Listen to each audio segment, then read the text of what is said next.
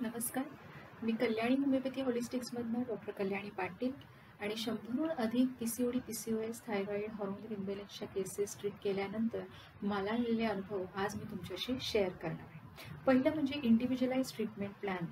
म्हणजे प्रत्येक पीसीओडीची केस ही वेगळी असते, प्रत्येकीची लक्षणे वेगळी असतात, तिच्या गरजा वेगळ्या असतात, तिची लाईफस्टाईल वेगळी असते. तर ह्या सगळ्या गोष्टी विचारात घेऊन जेव्हा आपण उपाययोजना करतो तेव्हा ती जास्त प्रभावी उपाययोजना ठरते.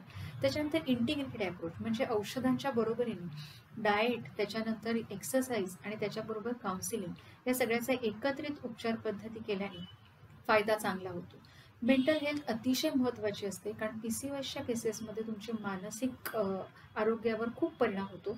त्यामुळे तुम्हाला एन्झायटी, डिप्रेशन यासारखे आजार होऊ शकतात. त्यामुळे मानसिक हेल्थ सांभाळणं अतिशय महत्त्वाचं असतं.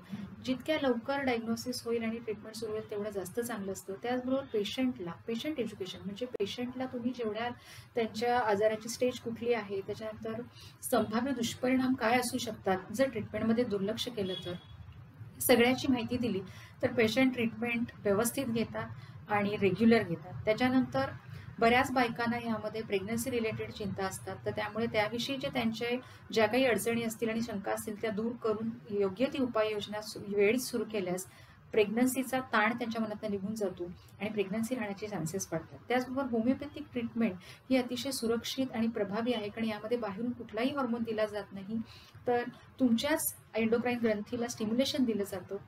त्यामुळे होमिओपॅथिक ट्रीटमेंटचा यामध्ये खूप चांगला उपयोग होताना दिसला आहे. त्याचबरोबर याबरोबर तुम्ही जर सपोर्ट ग्रुप जॉईन केला तर तिथे तुम्हाला तुमच्यासारख्याच आजाराच्या इतर बायकाही भेटतात, त्यांचे अनुभव तिथे शेअर केले जातात. त्यामुळे तुम्हाला एकाकी वाटत नाही आणि तुम्ही तुमचे ट्रीटमेंट खूप चांगल्या रीतीनं घेऊ शकता आणि लवकरात लवकर बरे होऊ शकता. थँक्यू.